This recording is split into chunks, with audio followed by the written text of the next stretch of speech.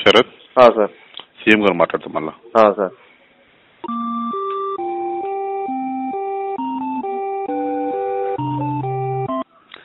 Sarath, sir మీ collector పేరు భారతి హొలికేరి. అవును sir. నేను ఇప్పుడు మీ కలెక్టర్ మాట్లాడినా, ఆ, నా విధానసభ వాళ్ళు కూడా మాట్లాడినా. ఆ. నువ్వు నీ దగ్గర ఉందా ఫ్యాక్స్ చేయడానికి నీకు అవకాశం ఉందా? ఆ, అంటే ఇక్కడ నేను వేరే ఊరికి వెళ్ళి తీసేసుకున్నాను. వేరే ఊరికి వెళ్ళాను, బెల్లంపల్లికి వెళ్ళాలి సార్. బెల్లంపల్లి దాకా పోవన్నా అవును సార్. ఫ్యాక్స్ చేయడానికి? అవును సార్. మీకు బెల్లంపల్లి ఎంత దూరం నీకు? 20 కిలోమీటర్ సార్. 20 కిలోమీటర్లు పోవాలా? అవును సార్. అది లేట్ అవుతుంది. అట్లా కాదు, నువ్వు పోకు, నువ్వు ఊళ్ళోనే ఉండు. నేను మీ కలెక్టర్ చెప్పిన కంప్లైంట్ లేకున్నా పర్వాలేదు. కంప్లైంట్ నువ్వు రాయి నా పేరు మీద, రాసి దీనినే పెట్టు. ఈ దీనిలో మన వాట్సాప్ లో పెట్టు. ఇప్పుడు నేను ఇంతకుముందు నంబర్ ఇచ్చిన నీకు, ఇచ్చిన సార్. ఆ నంబర్ ఫోన్ నంబరే కదా? అవును సార్. ఫ్యాక్స్ నంబర్ అది. నువ్వు ఫ్యాక్స్ తర్వాత ఒక పని దీనిలో పెట్టు. సరే సార్. ఇదే సైట్ లో పెట్టి ఇంతకుముందు పెట్టినట్టే పెట్టు. పెడితే దానికి నేను తీసేసుకుంటా.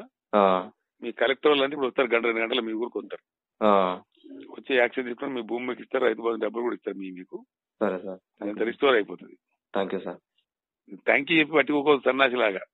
సరే సార్. Thank you sir. కాదు చెప్పేది నువ్వు పెట్టాక కూడా మళ్ళీ పోస్ట్ పెట్టాలి నువ్వు. తప్పకుండా సార్. పోస్ట్ పెట్టుడు కాదు, తప్పకుండా సార్. పెట్టి కేసీఆర్ అతను మాట్లాడితే రిక్వెస్ట్ చేసిండ్రు. రేపటికి మళ్ళీ యుద్ధం లాగా యజ్ఞం లాగా చేయాలా, ఈ అరాచకాలు అరికట్టడానికి పనిచేయాలి, ఎక్కడ అక్కడ మేల్కోవాలని చెప్పిండ్రు అని ఆ పోస్ట్ కూడా పెట్టు నువ్వు. తప్పకుండా సార్. అర్థమైందా? తప్పకుండా సార్. నీ సమస్య కాగానే నువ్వు అంటావు ఇంట్లో. అందుకే ఇట్లా జరుగుతుంది దోపిడీ. ఇట్లా జరగద్దు అనుకుంటే మరి అందరు ఒకటి కావాలి కదా. అవును సార్. అవును సార్. ఆ చైతన్యం వస్తేనే వస్తుంది. అవును సార్. నేను శ్రీకారం చుడుతున్నా, just waiting to complete this parliament election. Okay sir. ఈ పార్లమెంట్ ఎలక్షన్ అయిపోతే జంజడ్ వీక్, ఎందుకంటే ఇప్పుడు ఎలక్షన్ కమిషన్ హ్యాండ్ ఓవర్ ఉంటుంది ఉద్యోగస్తులు అంతా. ఇప్పుడు బ్యాన్ ఉంటుంది, మనం ఏం మాట్లాడడానికి ఉండదు, ఎక్కతొక్క మాట్లాడడానికి ఉండదు. అర్థమైంది కదా? అర్థమైంది సార్. ఈ పార్లమెంట్ ఎలక్షన్ అయిపోతుందంటే నేను ఫ్రీ అయిపోతా ఎగ్జామ్. నేను అయిపోయినా మళ్ళీ ఇంకో దరిద్రం ఉంది, జిల్లా పరిషత్ ఎలక్షన్ ఉంటుంది కదా, అది అయిపోవాలి. అవి కూడా మే 27కు ఫ్రీ అవుతుంది. జూన్ నుంచి పెడుతున్నాం ఇదంతా. అవునా sir? Okay sir. Dharani website వస్తుంది. నీ సమస్య నా సమస్య కాదు, మొత్తం రైతుల బాధ పోవాలి కదా. అవును సార్. నీకు సంభవించింది, మాకు కూడా సంభవించింది, ఇంకో 10 మంది చూసిన నేను, మరి వాళ్ళ బాధ కూడా పోవాలి కదా. అవును సార్. అవును. అందుకోసము దాన్ని ఏం చేయాలో బాగా ఆలోచన చేద్దాము. జూన్ తర్వాత పోతుంది ప్రాబ్లం అంతా, నేను రెడీ చేసి పెట్టినా. కానీ అప్పుడు ఏమైందంటే వీళ్ళు ఖచ్చితంగా ప్రొటెస్ట్ చేస్తారు, స్ట్రైక్ చేస్తారు, రెవెన్యూ డిపార్ట్మెంట్ సమ్మెలో పోతుంది చెప్తున్నాను నేను. అప్పుడు మీ అటువంటి పండుకోవద్దు. అర్థమైందా? అర్థమైంది సార్. అప్పుడు లేచి మొత్తం చేతి నుంచి ఎక్కడికక్కడ సరే ఈ పోస్టుల వారైనా పర్వాలేదు, ఏదో రకంగా ఎక్కడక్కడ చేయాలి కదా. చేయాలి సార్. మరి ఇది అయిపోతే ఒక్కరు ఎట్లా కొట్లాడతారా? ప్రజల కోసం చేసే పనులు ఈ అమాయకత్వాన్ని కదా వీళ్ళు లూటి చేసేది. అవును సార్. దాని మీద జరగాలంటే అందరు ఒకటి కావాలా. అవును సార్. అర్థమైంది కదా? అవును సార్. నీ సమస్య పరిస్థితి నువ్వు సైలెంట్ అయిపోతావు ఇక. లేదు సార్, నేను మీరు చూస్తున్నారు సార్, పేజీ ద్వారా రైతులకు కొన్ని లక్షల మందికి నా వల్ల ఎంతో సహాయం చేస్తున్నారు సార్. అది ఓకే. అట్లా చాలా మంది చాలా విషయాలు చేస్తున్నారు. నేను ఏమంటున్నా అంటే సామాజిక పరమైన సమస్య ఎప్పుడైతే వస్తుందో, అవును సార్, వాటి నోటి మాటతో పోదు కదమ్మా అది. అవును సార్. అవును. పోతుందా? పోదు సార్. పోవాలంటే మరి తనకు ఖచ్చితంగా సమాజం అంతా ఒకటి కావాలి సార్.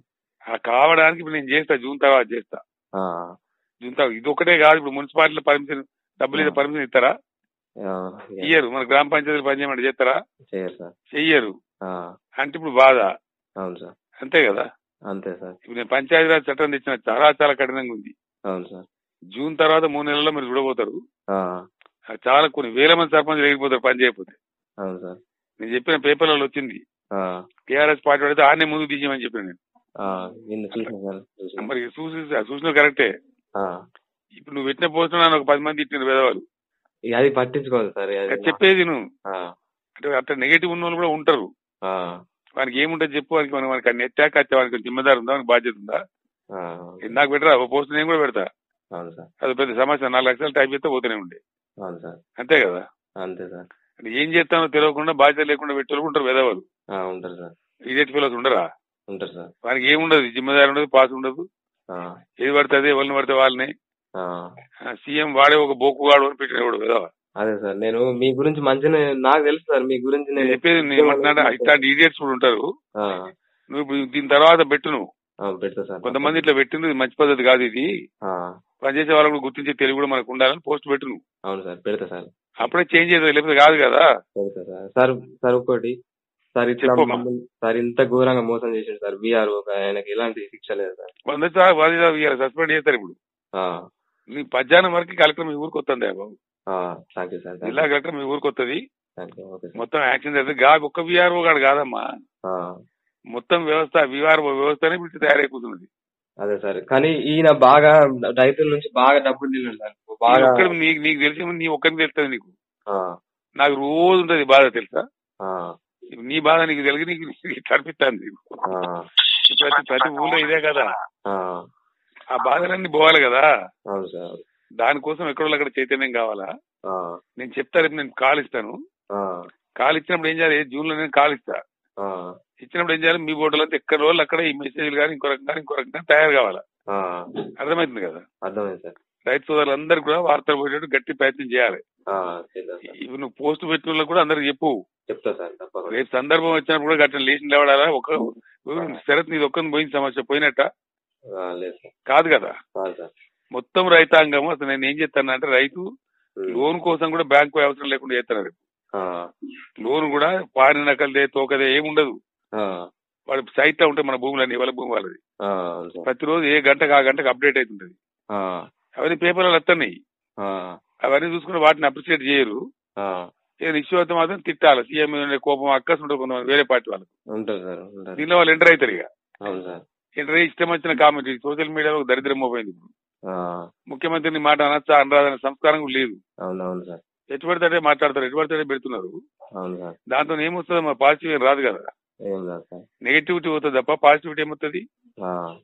అందుకోసము నువ్వు దీన్నే పెట్టి ఇప్పుడు ఏది నీ కంప్లైంట్ సేమ్ నీ సైట్ నే పెట్టు. దానికి పికప్ చేసి నేను ఇప్పుడు నా సెక్రటరీ పంపుతా. పంపిస్తే మధ్యాహ్నం లోపు అంతా ఈ పని అయిపోతుంది. దాని తర్వాత నువ్వు మళ్ళా కూడా పెట్టు, థ్యాంక్స్ చెప్పుకుంటూ పెట్టు. అప్పుడు మళ్ళా దాన్ని ప్రచారం చేద్దాం.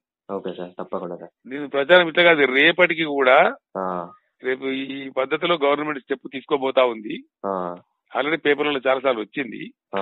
ధరణి వెబ్సైట్ రాబోతా ఉంది. అప్పుడు మొత్తం రైతాంగం, ప్రజలు, యువకులంతా చైతన్యంగా కూడా దాన్ని అమలు చేసుకోవాలని పద్ధతిలో పెట్టాలి.